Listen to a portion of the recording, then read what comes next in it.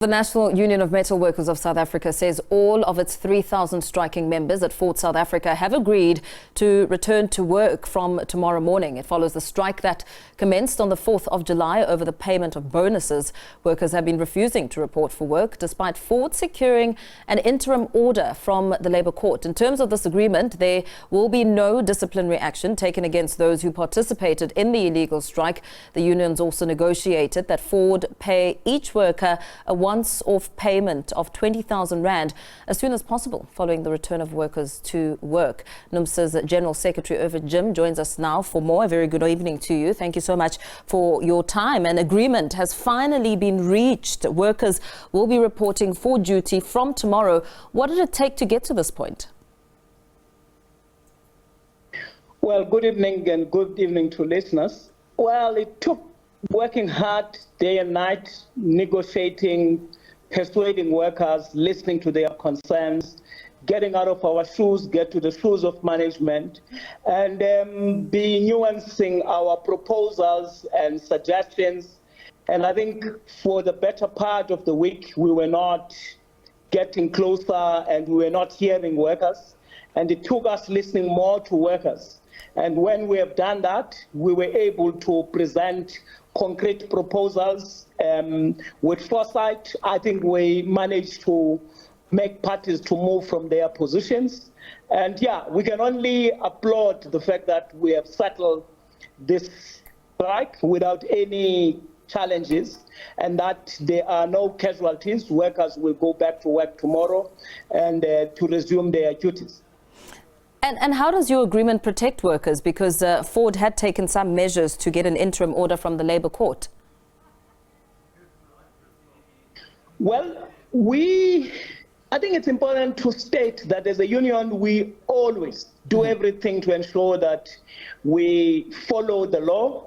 We take workers to protected strike. Having followed the law, we were given a certificate of non-resolution. We would have served Ford correctly so in terms of the law with a 48-hour notice. But we don't control parties when they exercise their rights. We don't control judges. We had a very challenging situation where Ford ran to court and took salient points in their view.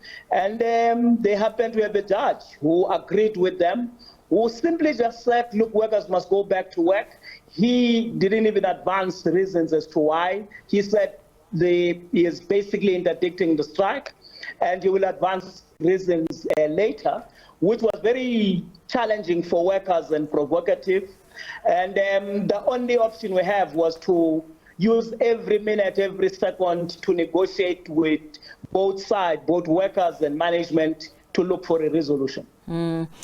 Which of the workers' concerns have you managed to now secure with this agreement, which now allows workers to walk into work with confidence from tomorrow morning? I must say that at the center of the challenge is the fact that last year in 2023, Ford Global would have decided to after securing 10.4 billion operating profit, they would have decided to pay $10,400 to each worker in North America. And South African workers, despite them contributing to the global profit that Ford is making, they were not given anything. And workers, having learned that this is happening, once they have realized that this is what was at the center of the banning issue, and workers were asking a very dynamic, serious question, which Ford management globally would have to honestly reflect on. Having made profit, why would it be good to pay and share on their profit for workers in America, but it's taboo to do the same for workers in a developing country like South Africa? And workers basically are saying what is good for the goose is good for the gander. Yeah. And obviously, Ford has not budged. They have not agreed to pay workers. But we have used that to negotiate, and hence we could secure 20,000, meaning that as we go back, I mean, our work is cut out. We must confront, and we were very clear with Ford management that would have to really seriously take a discussion on this question so that what is fair is and just must be done. With workers rewarded in America, I mean, it would be interesting to try and understand why Ford South Africa didn't feel that workers in South Africa needed to be compensated as those of their global counterparts. What kind of foundation do you think you've now set as a union for workers with this move? Well, the whole contradiction between labor and capital. Workers get paid wages, and we know this. In class terms, they get robbed broad daylight. Their labor surplus value. The bosses, if they've got a chance, they want to continue to maximize profit, and they will pay peanuts to workers. If there's one thing that they have consistently refused to do, is to share on the profits. And you know that workers are producers of wealth, but they will never want to share with them.